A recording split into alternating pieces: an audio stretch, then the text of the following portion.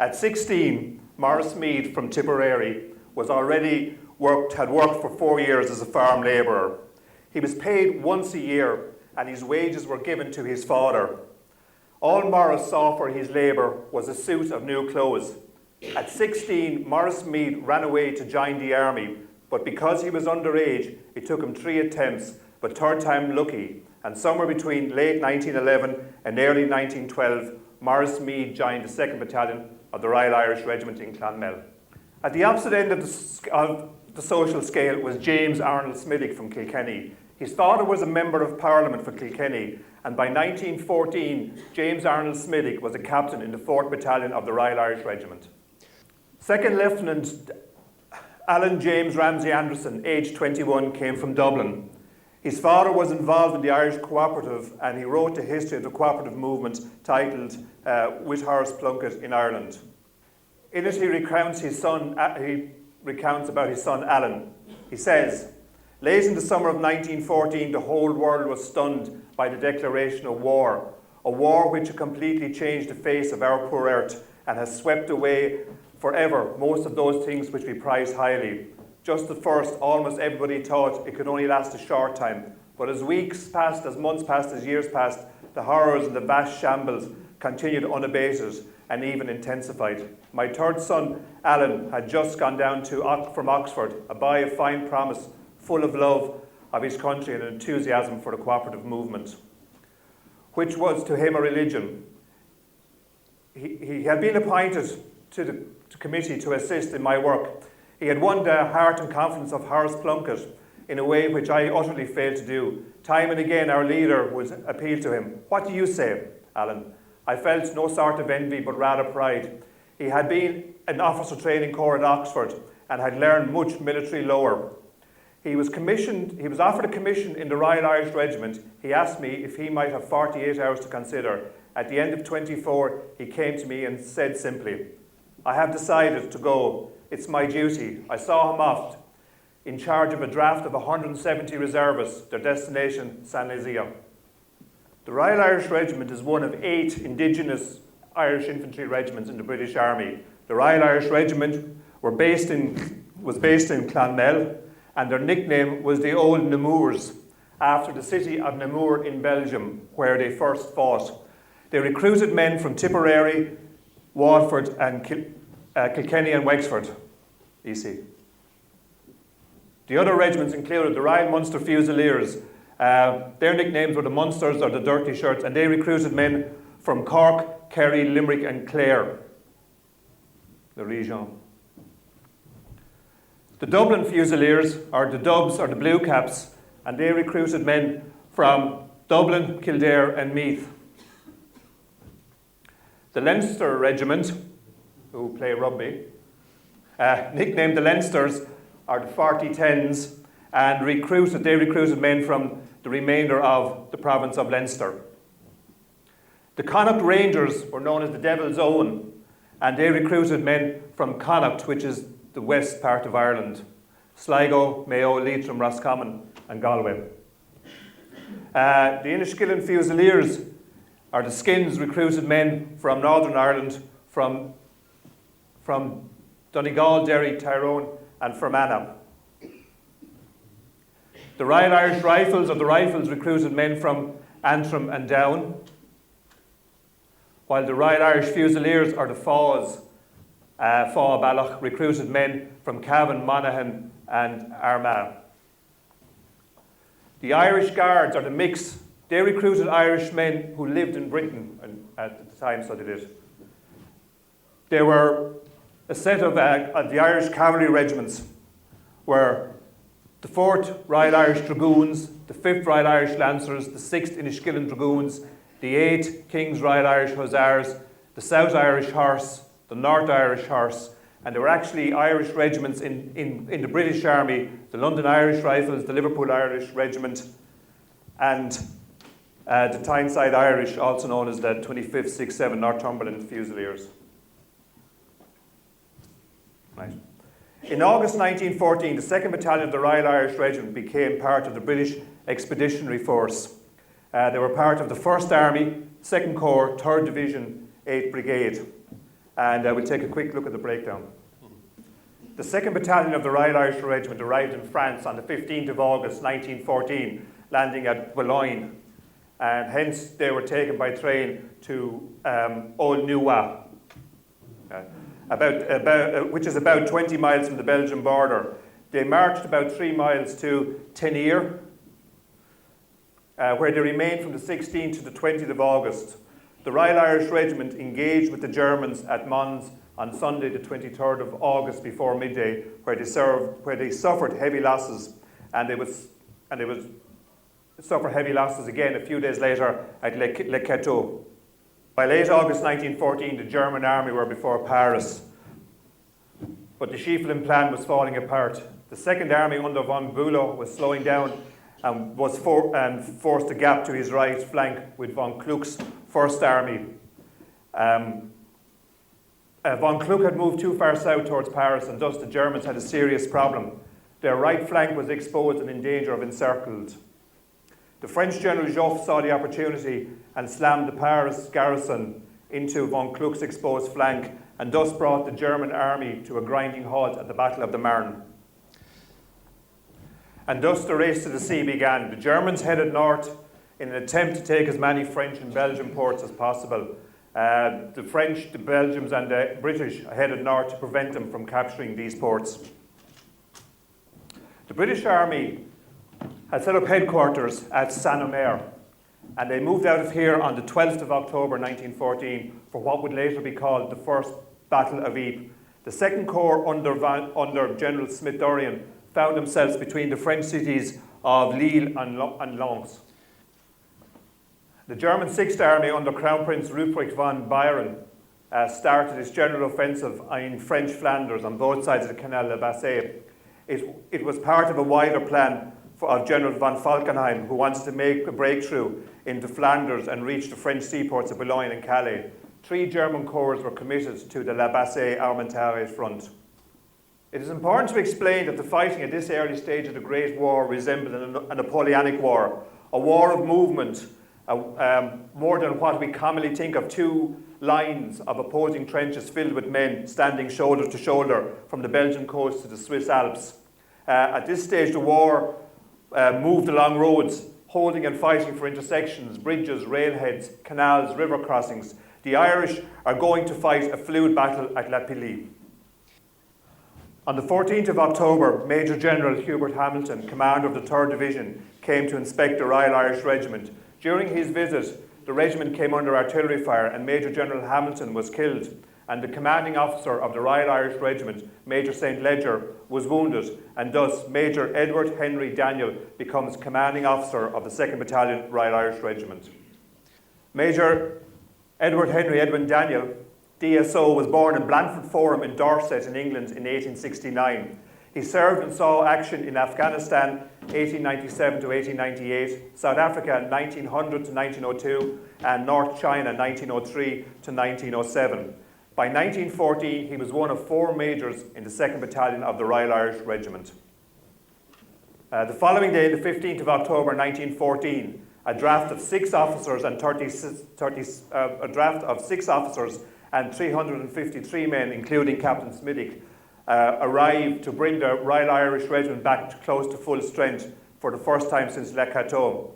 This was the 7th draft in 7 weeks, and Lieutenant Harrison later commented that the regiment had lost more men in 7 weeks than they had in the entire African campaign, the Boer War. On the 17th of October, the 3rd Division, 7th Brigade held Illy. While the 9th Brigade held Herlies, and the 8th Brigade, including the Royal Irish, were in reserve near the town of Aubers. The Irish were billeted at a farm called Le Plus. The French 1st Cavalry were cooperating with them, with the 3rd Division, and they were near Fromelles. The command structure on the morning of the 19th of October looked like this, so did it. Right. This was the French. The French 1st and 3rd Cavalry Divisions who were cooperating with the 3rd English Division, were ordered to take the town of Fromelles and move on to Furnes, where the Germans were encamped. B Company of the Royal Irish Regiment were detached and provided support to the French. So, B Company, French.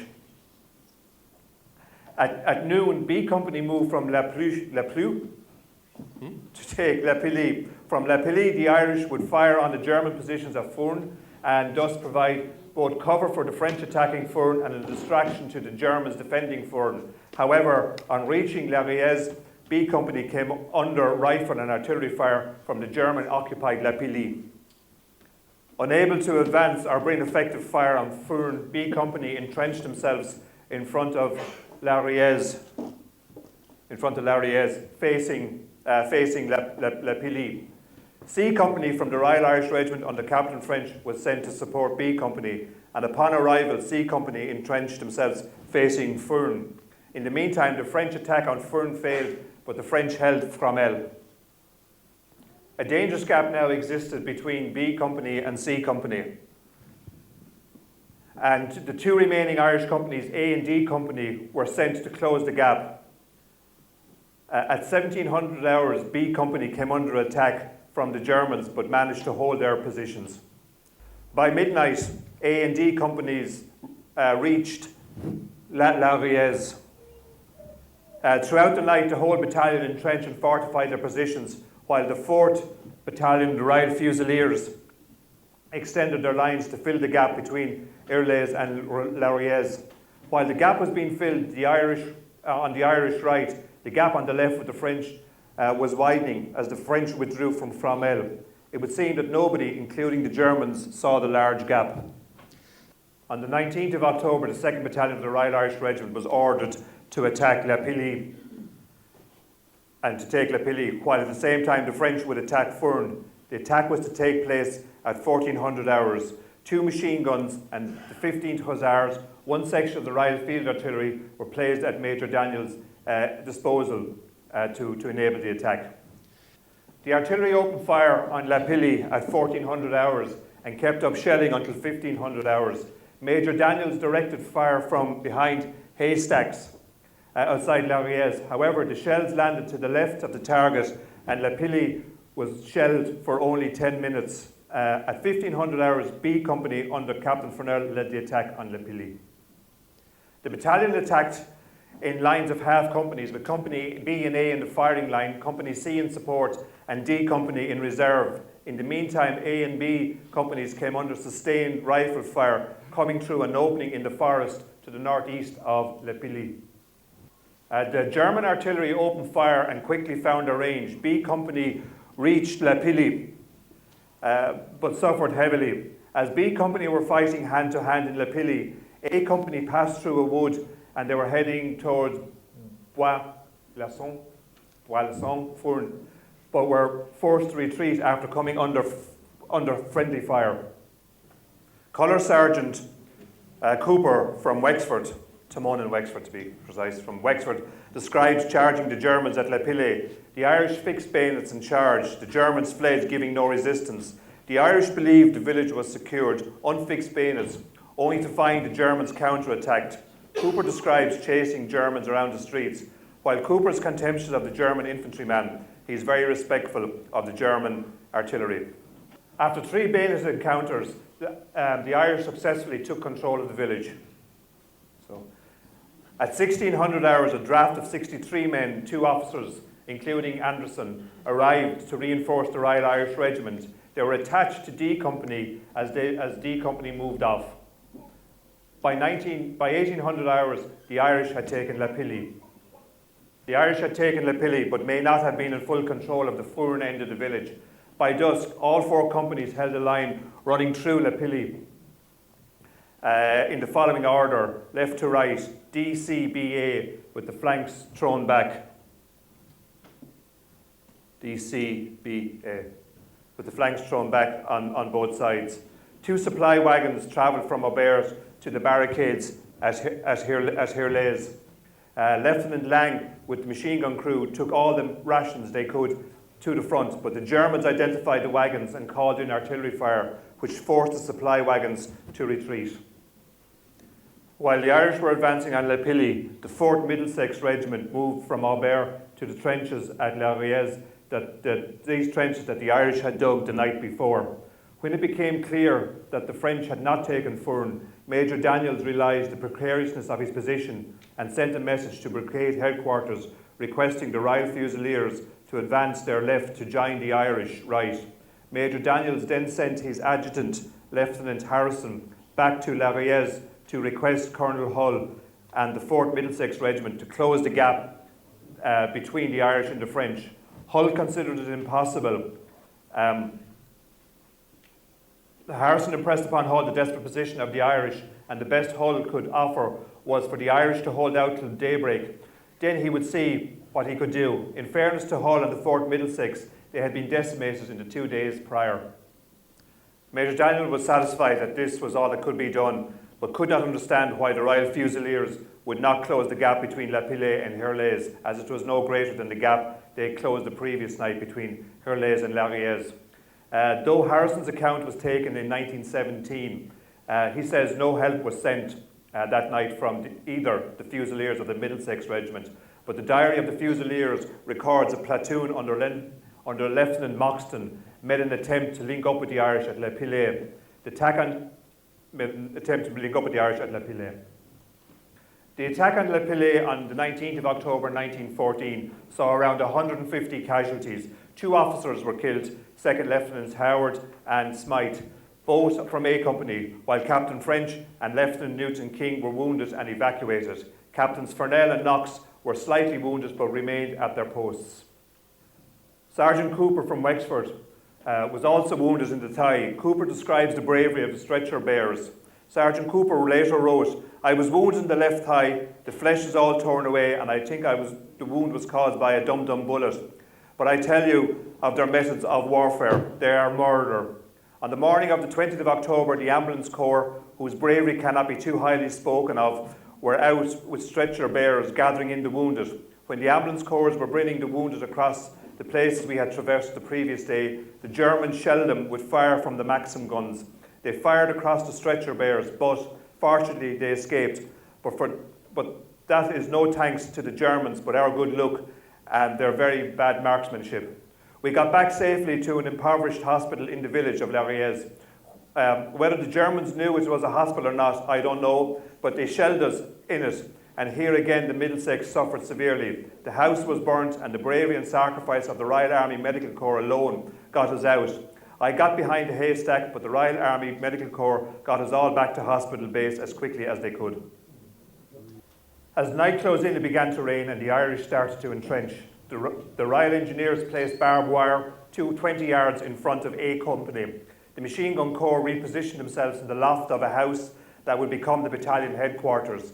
The original option for headquarters was 300 yards forward at this point and in the open, but searching enemy artillery fire forced Major Daniels to set up his headquarters in a local house. 16 boxes of ammunition were brought up, which may have come from the 9th Brigade at Herlies. By nightfall, the German infantry had stopped and the artillery reduced to an occasional round. The Germans brought up 2 searchlights and lit the Irish all night long. Since early October, the Germans had been retiring in front of the French and Belgian forces. By October, the Belgian city of Antwerp fell to the Germans and thus freed up the German troops. By the 20th of October, the Germans were ready to counterattack against the Allies, and the Irish stood isolated. As daybreak broke on the 20th of October, the rain stopped and the German artillery tactically opened fire on the 4th Middlesex Regiment positioned at Herlies. This forced the Middlesex Regiment back 400 yards, and the French cavalry in the area also retired, thus isolating the Irish further. What is unusual about this battle is there is a German account of the battle, which was given by a Lieutenant Martins when he was taken prisoner by the British in May 1915. Lieutenant Martins commanded the 6th Company of the 56th Active Regiment of the German Army, and he takes up the story. Early on the morning of the 20th of October, we were informed that an Irish infantry battalion near La Pili had become isolated, well in advance of their own lines. The 56th and the 16th battalions of the German army were ordered to surround and cut them off. The German artillery in Fuhren opened fire on the Irish, and the German 1st, 2nd and 10th companies of the 56th Regiment advanced on the Irish, with Lieutenant Martin's 16th Company in support, moving in de l'Ariège's direction. Martin expected to find resistance from the French, but was surprised to find the French had retired during the night. The 3 German companies made a simultaneous move, with 1 company approaching from the southwest and 2 from the northeast. At the same time, from the Irish point of view, Lieutenant Harrison recalls that at 06:45, Lieutenant Tandy sent a message to battalion headquarters that he was being outflanked to the right. Lieutenant Tandy was commanding the extreme flank of A Company. Harrison, with Lieutenant Braden and 38 men that had freshly arrived on the evening of the 19th, moved from headquarters to shore up Tandy's position. Harrison was shocked to run into German positions so close to Lieutenant Tandy's position. Harrison was forced to take cover behind a ditch, and only then Harrison realised that he was wounded in the arm.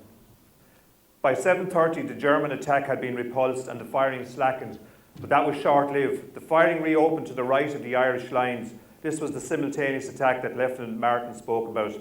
While Lieutenant Harrison was making his way back to headquarters, he was wounded in the hip. Harrison crawled back to headquarters and was attended to by the doctor, Lieutenant Jackson, and placed in the building cellar. Harrison reported the situation of A Company to Major Daniel, who was going to D Company to assist the repulsion of the Germans. Major Daniel returned to headquarters around midday, and he felt everything was under control. Lieutenant Martins of the 16th Company of the German Army continues the story. Martin recounts how the German artillery was practically pouring shrapnel into the Irish, doing fearful execution. It was exceedingly foolish that they did not surrender. The Germans got their snipers and machine guns into the surrounding buildings and started to pick off any movement by the Irish. Eventually, the Germans identified where the Irish machine guns were located and called in artillery. The first shell demolished the building, and Harrison's account tells that Lieutenant Lang, the machine gun officer, was brought into the cellar suffering shell shock. As the shell had burst inside the loft he was occupying with his machine gun. Lieutenant Harrison felt that it was the Irish machine gun crews that were responsible for breaking up the German attack on all fronts. At 1500 hours, Major Daniel sent Sergeant Thornton back to Colonel Hull of the Middlesex Regiment, requesting immediate reinforcements. At 1530, 3 companies of German infantry attacked front and rear, covered by snipers and machine guns. At the same time, Captain Smithick of A Company, with a small unit, tried to reposition themselves to deal with the German machine guns. Smithick was hit 3 times, grazed on the shoulder, the hand, with the 3rd bullet hitting a compass, deflecting onto a rib, through a muscle on the top of his stomach and exiting his left side. Somewhere in these final 30 minutes, Major Daniels was killed and the Irish were captured. Lieutenant Martins recorded that the Germans took 302 prisoners, of which less than 100 could walk. Lieutenant Martins recounts, "I saw a good-looking senior officer with an aquiline nose, fairish moustache, sitting in a trench, dead. Only 4 men made it back to the British lines that day, one of those being Sergeant Thornton. The regiment's doctor, Lieutenant Jackson, was uninjured, and for the next several days tended to the wounded and the dying with little or no medicine. Among the wounded were Captain Smithick and Adjutant Lieutenant Harrison." Now, in this period, the Germans also suffered heavy losses, and because of this, they could provide little help to the Irish regiment. The Irish wounded were placed in the waiting room of the train station. Lieutenant Jackson and the Irish doctor worked day and night, helping both Irish and German wounded. On the 23rd of October, the Irish wounded were evacuated to the rear, where they came under the authority of a brutish German doctor. The doctor accused the Irish of using dum-dum bullets against the Germans. The result of these accusations was the Irish received little to no food as they were transferred to Hamlin on Weser. Their POW camp was a bare piece of ground without buildings, and the winter was bitterly cold. They slept in the open and had an allowance of 3 blankets. Food allowance was a small loaf of bread that had to last a week, with coffee morning and evening, and particularly unappetizing soup at lunchtime. The Germans supplied wood, and the POWs built their hut under German supervision. Once the huts were built, they were put on to work in a local stone quarry. The Irish were segregated in December and taken to Limburg, where their conditions were much better. The destruction of the 2nd Battalion of the Royal Irish Regiment was unnecessary because they held ground of no value. Had they retreated on the night of the 19th as the French did, the enemy would have gained no advantage and the British line would be stronger by a full regiment. Various reasons are put forward as to why the battalion was lost, the most popular being regimental pride, that Major Daniel would die before he would withdraw without a direct order.